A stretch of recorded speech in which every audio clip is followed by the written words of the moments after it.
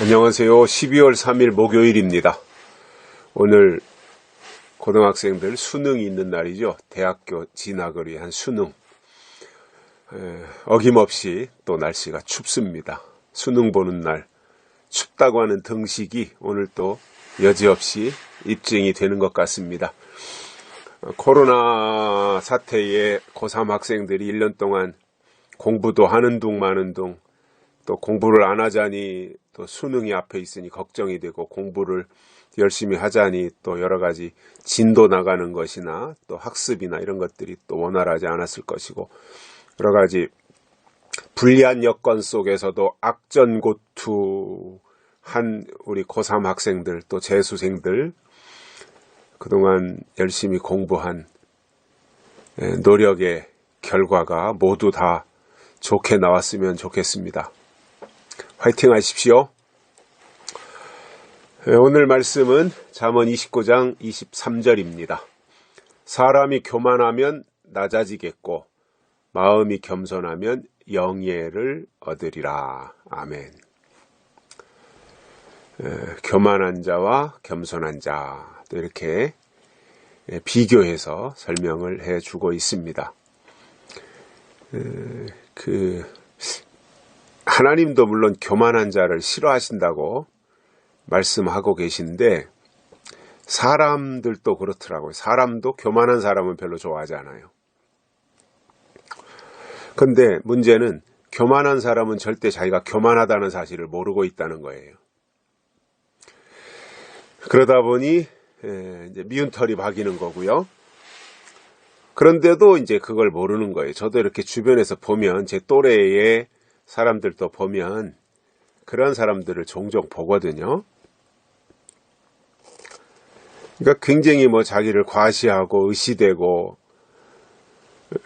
그러는 사람들을 보면 자기를 모르는 거예요. 그렇게 하면 사람들이 자기를 싫어하고 자기 주변에 사람이 없다고 하는 것을 모르더라고요. 그냥 좀 이렇게 내세우고 자랑하고 높임 받으려고 하고 거기에 취해 있는 것을 종종 보게 됩니다. 근데 이게 세상에서도 물론 그런데, 우리가 교회 안에서도 그렇고 신앙생활 하는 사람들도 보면 교만한 사람들이 참 많거든요. 근데 우리가 교만한 줄 모르고 교만해지는 거, 이게 참 고쳐지지 않는 거잖아요. 근데 저는 이렇게 성경을 보면서 매번 느끼는 것이 뭐냐면, 정말 그들이 하나님을 잘 알고 하나님 앞에 바로 서려고 몸부림을 쳤음에도 불구하고 매우 교만했던 사람들이 바리새인들이에요. 바리새인들의 교만이 뭐냐면 예수님을 하나님의 아들로 인정하지 않은 거예요. 성경은 그렇게 말씀하고 있는데 바리새인들은 예수를 인정하지 않았던 거죠. 그게 교만이었어요. 그러니까 성경을 제대로 봤다면 예수님을 맞이하는 게 당연한 거죠. 근데 예수님을 맞이하지 못했다고 하는 것은 성경을 제대로 본 것이 아니었다라는 말씀이 되는 거지요. 그래서 신앙적 교만, 이게 참 시정이 안 되는 부분들이거든요. 오늘 이 시대도 마찬가지예요. 예수님이 다시 오신다고 성경에 말씀하고 있고 318번이나 신약 성경에 예수님이 다시 오시는 것에 대해서 설명을 하고 있고, 어찌 보면 기독교 어떤 신학의 꽃이라고 하는 조직신학에서도 종말론이 있고, 그 속에 종말론 속에는 예수님의 재림이 포함이 되어 있는 것인데, 그런 것에 대해서는 인정을 하지 않는 거예요. 이게 교만이거든요. 성경은 말씀하고 있고 하나님은 말씀하시는데 교회가 말하지 않고 설교자들이 예수님의 재림에 대해서 말하지 않는다. 이게 교만인 거거든요. 바리새인들하고 똑같은 거예요. 그러니까 초림 때 바리새인들, 또 예수님 재림 때 바리새인들 똑같은 거거든요. 대상만 달랐던 거죠.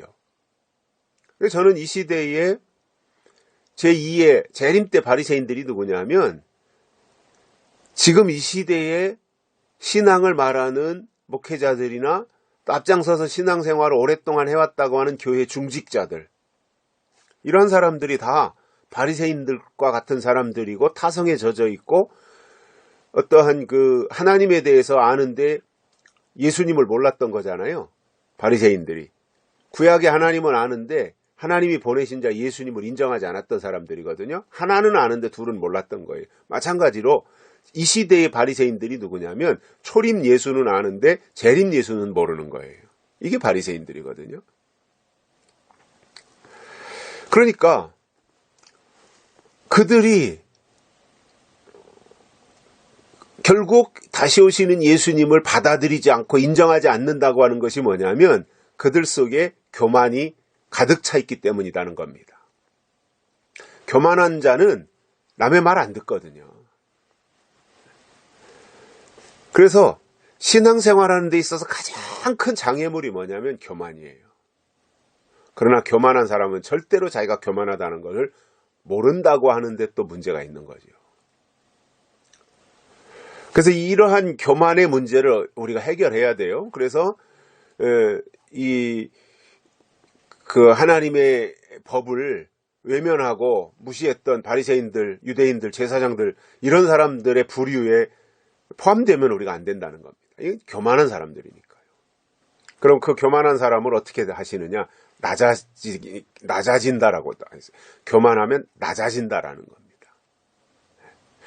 절대로 교만해가지고 높아질 수 없어요. 자기는 높아지겠죠. 그런데 하나님이 그들을 꺾으신다는 거죠. 반대로 마음이 겸손하면, 이게 신앙 자체가 겸손해야 되고요. 특히 재림신앙을 가진다고 하는 것은 겸손해져야 되고 온유해져야 되는 거예요. 예수님은 마음이 온유하고 겸손하시다 그랬거든요. 그런데 그 예수님을 맞이하겠다고 하는 사람들이 교만하다면 안 되죠. 예수님이 온유하고 겸손하셨다면 그분을 맞이하겠다는 사람들도 온유하고 겸손해야 되는 거죠. 그래서 우리가 늘 겸손한 자리에 있어야 돼요. 겸손은 뭐예요? 스스로를 낮추는 겁니다. 자기 자신을 낮추는 거예요. 근데 뭐 사람들 앞에 낮추는 것도 물론 겸손이 되겠지만 무엇보다도 하나님 앞에서 자기를 낮추는 거거든요.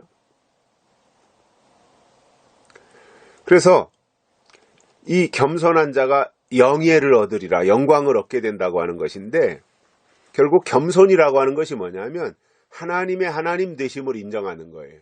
하나님의 하실 일을 인정하고 하나님의 역사를 인정하고 하나님께서 말씀해 주신 성경, 특히 마지막 때에 대해서 기록한 요한계시록을 인정하고, 이게 겸손한 거예요. 그 겸손한 자는 하나님의 것을 다 받아들이게 돼 있어요. 그러니까 그런 사람들이, 겸손한 사람들이 하나님의 뜻을 깨닫고 준비하는 거죠. 절대로 교만한 자가 하나님을 만날 수 없습니다. 하나님은 겸손한 자가 만나는 겁니다. 그래서 하나님은 이 시대에도 겸손한 자를 찾고 계신 거예요. 이게 겸손하다라고 하는 게 비열해지고 비굴해지는 게 아닙니다. 자기를 낮추는 거예요.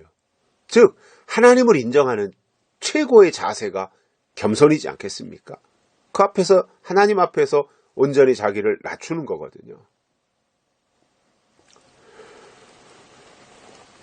아무것도 모르니까 바보 같아서 말도 제대로 안 하고 그냥 어디 꽂아놓은 보릿자루처럼 있는 게 겸손이냐면 그건 아니거든요. 하나님이 모세를 향해서 지면에서 온유함이 가장 승하더라 이렇게 말씀하셨는데, 그 모세의 온유함이라고 하는 것은 하나님 앞에서의 자기를 낮추는 온유함이었지, 마귀 사탄을 향해서는 고슴도치같이 밤송이같이 그렇게 막 가시를 세우고 달려들어서 싸워서 이기는 그 능력을 가지고 있는 게 또 온유한 거예요.